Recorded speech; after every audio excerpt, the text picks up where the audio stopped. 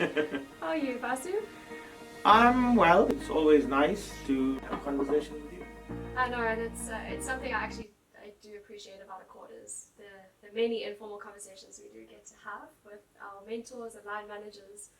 And I think I do appreciate the learning that comes from that. Well, we have our youth league and young people talking to young people. It's I know lovely. you do, and we never get invited to your youth league meetings. Yeah, no, that's on purpose. You people look like you're very ageist.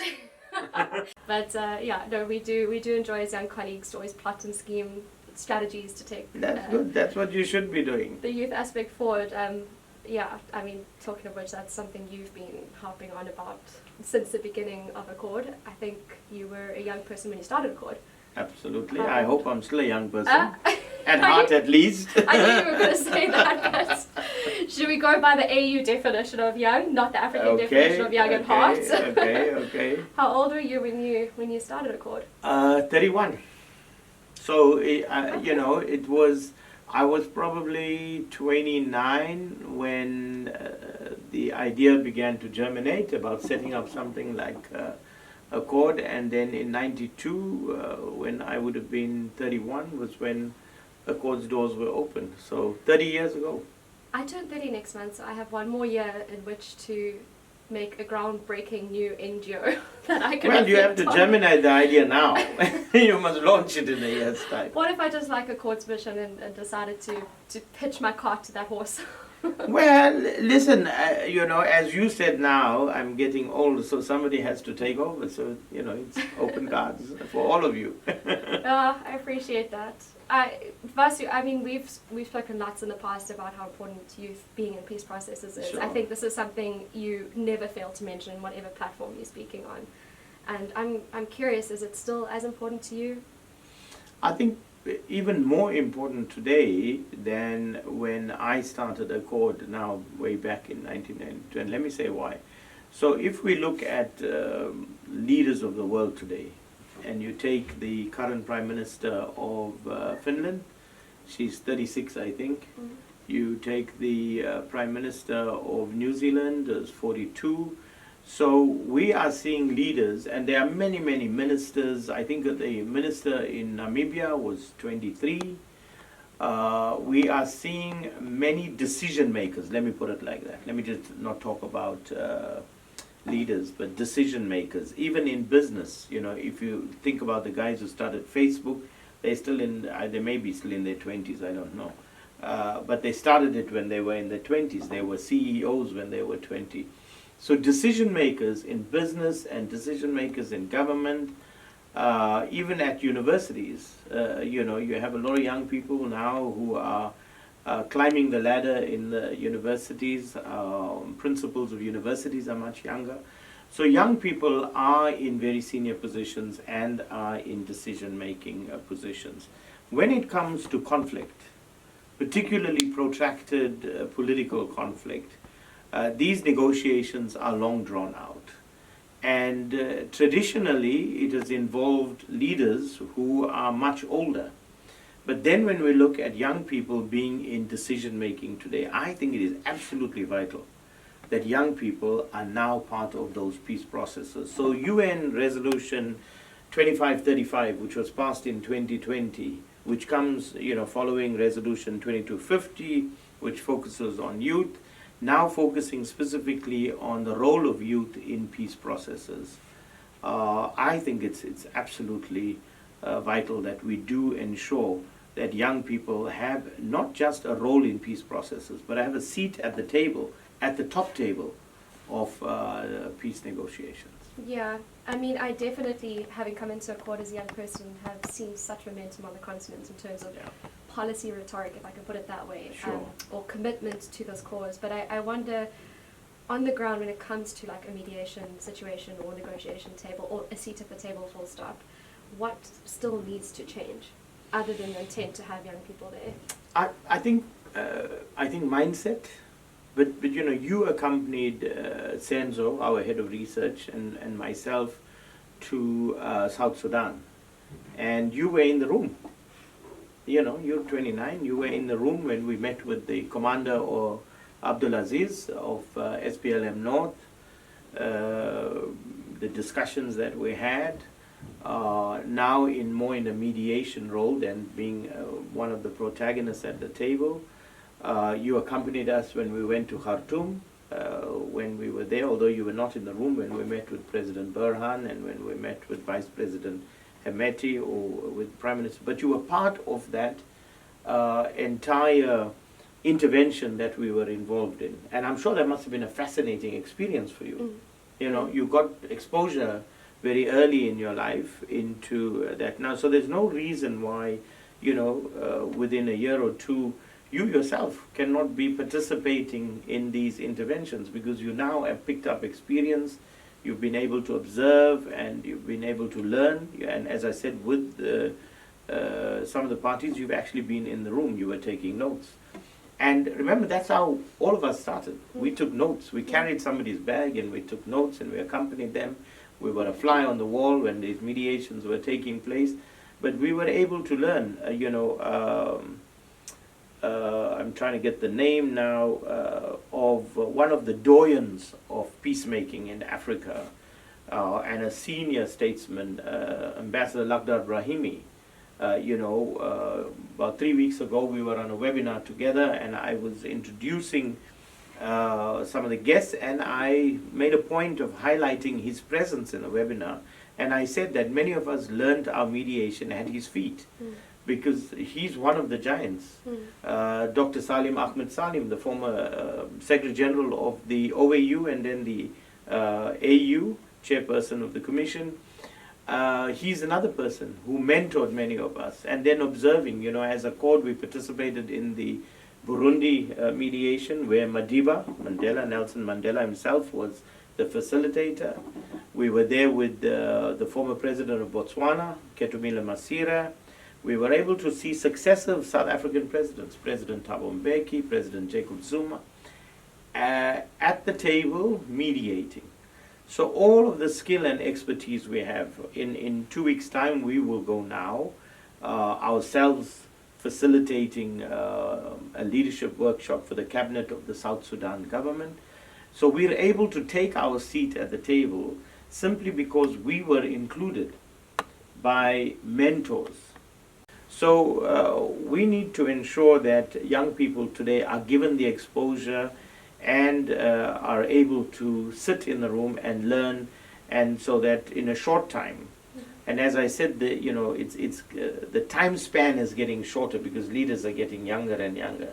So we need more and more young people at an earlier stage to get into the game and be at the top table, either mediating, or if they're a protagonist, then they should be part of the negotiation team, even leading the negotiations in some of these cases.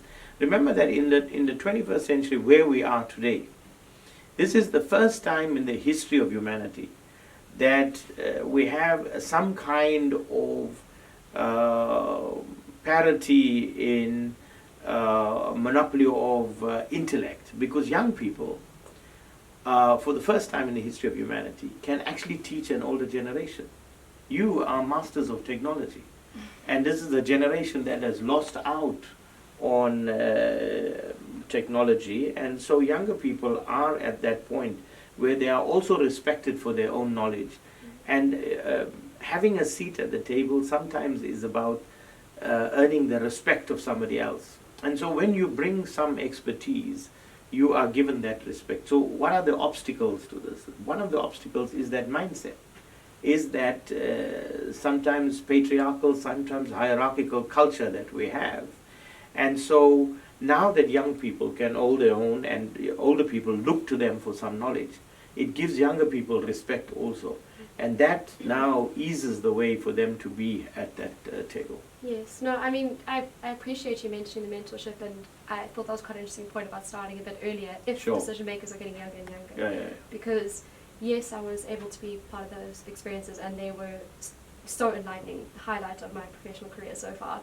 But it made me so painfully aware of how little I knew about how to manage the currents of a situation like that, because of course there's a formal process, there's a managing the relations in the room, there's a preparation going into understanding who's going to be in the room, what kind of angles they're going to take, and I think there's also a naivety attached to not having enough experience like that. So I would take things at face value, whereas in our debrief sessions, I suddenly realized, I'd missed something, I'd missed an expression, I'd missed a look between a certain party and what that could possibly mean. So I think as much as the space has been created, it's still a long process, I think, to get to a point of understanding these nuances. And I mean, I could find myself impatient in my youthness in wanting to be able to play an active role, but I think an experience like that taught me it goes slow to go further. And I think that's a good point you make, Savannah, because I'm a big believer that there's a passage to leadership.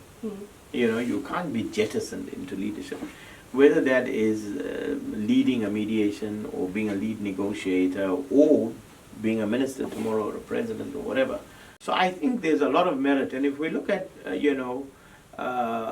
political parties, for example, that's why it's so important for political parties to have youth wings, because the youth wing is where people then get their skills. So if you look at even our presidents, President Mandela was part of the ANC Youth League. President Mbeki was part of the ANC Youth League.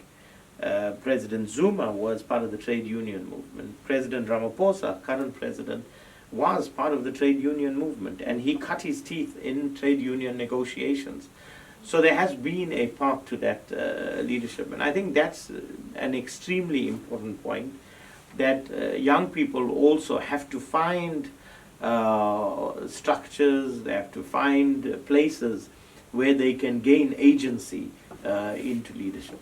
Can I ask then, in mediation, in your experience, and obviously having been in the field for 30 plus years, are you seeing those kind of structures materializing for something as high level as a mediation can be, or a negotiation process? Because in my experience at a court, the YPS activities where we go for a conference in YPS or we have a webinar, of course the space is hugely promoting youth participation, young people presenting, young people speaking. But in those spaces, well, in my very brief and tiny experience of the mediation circle, it wasn't immediately apparent how a young person, other than under the wing of a particular mentor such as yourself, what kind of structures or mechanisms would have been in place to empower a young person to take over.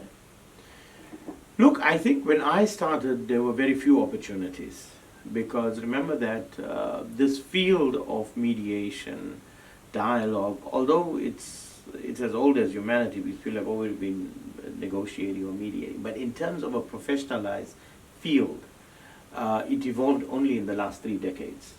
With the end of the Cold War, and then the ushering in of multi-party democracy, all of these shift from interstate wars to intrastate wars, etc. And then all of the developments that you see in the United Nations that relate to dialogue and mediation is post-1990. All of what you see in Africa is post-1990. So if we take the first few years, which was the genesis of Accord, also 1992, let's say from 92 to about 96, there were very few opportunities. I must single out Secretary General Salim Ahmed Salim, because he really, as the Secretary General, then gave us that opportunity. There were like 4 or 5 of us at the time. It was Binta Diop, who's now the women representative in the AU. There was Ayo Aderinwala, who now is a successful businessman in Nigeria, but also headed the Africa Leadership Forum, worked very closely with President Obasanjo. There was Hassan Ba from Synergies Africa. There was Abdul Mohammed from the Inter-Africa Group, and myself from Accord. So the 5 of us really were kind of new, the field had just opened up, and we were there, and we were able to go and talk to Dr. Salim Ahmed Salim, and he embraced us and gave civil society an opportunity. So that, gave us the opportunity, and that was, as I said, right at the beginning, but there weren't too many opportunities. We were very fortunate that we had someone like him that would create that. Today, there's huge opportunities. There's structures all over the place. If you talk about the UN, and many of your predecessors in Accord are at the UN. They are occupying very senior positions in the UN. They occupy senior positions in the African Union. Zinorin, who headed peacekeeping here.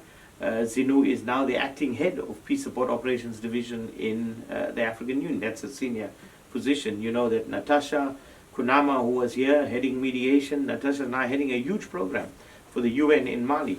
So many of your predecessors have now moved into very senior positions in the UN and the AU, all related to peace and security.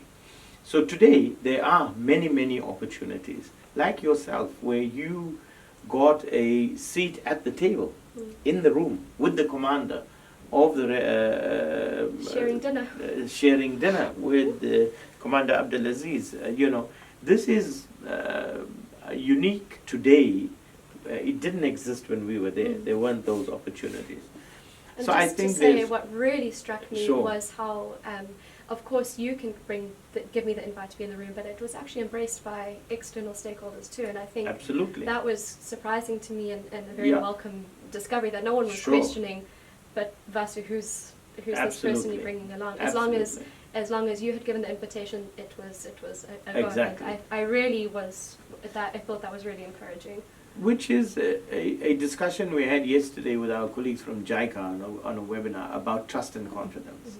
Because you see, those kind of things can happen because of the trust and confidence that we had built with the players, so that they would not question, because they would expect that I had cleared you before bringing you Yeah. into the room. Yeah. You know, so it works with trust and I mean, that's another lesson to learn. Yeah, I was just going to say You that's know, a good, that's another point. lesson. You can't just take somebody into a room. You can take them into a room if the person on the other side of the table first trusts you. So they place their trust in you, that you vouch for the person that you bring into the room. So these are very sensitive negotiations that are taking place. So I think, really we need to give young people a lot more opportunities today, simply because they are going to be in charge. They're not going to be, they are in charge. And they are in decision-making positions. And it's in all of our interest that they get as much exposure as possible to decision-making, to dialogue, to mediation. And so I think, I'm all for ensuring, and as you guys know, I mean, here in Accord, we have a lot of young people, and you get thrown in the deep end almost immediately. sink or swim. Yeah. You get exposed, you're suddenly in a room with ministers, you're in a room with presidents, and you have to hold your own, and that's good for you. Yeah, no, I couldn't agree more. It's an exciting time and also an intimidating time, because the trust is increasingly being placed on our lap. So it's up to us to rise to the occasion, and not just rise to the occasion, take peace and security even further. I mean, I've been very fortunate in most of the people I've interacted with, whether it was when I was at law school at Georgetown in Washington. I worked for the National Institute for Dispute Resolution, which was where I learned some of my skills. And the vice president, now late Bill Drake, really gave me lots of opportunities, because he had that inclusive culture, and he included me in many, many discussions with the doyens of the field who came to the offices of the Institute to have discussions about the field and where the field was going. People like Roger Fisher and Bill Urey and Christopher Moore and Bill Zartman. These are giants in the field. And I was able to sit in the room and listen to them and learn from them. Today they are peers. So today you might be learning from me, tomorrow you're my peer. So, this is life. Well, I hope that intergenerational collaboration just carries its way through Accord's mission as we go into the future. It's certainly in place now, and I look forward to it remaining so. Great. I know you're going to the farm. My favorite place to Your be. favorite place to be. And Second to Accord offices. Happy sheep counting when you get there. Thank you. Take care. Take care. Keep well.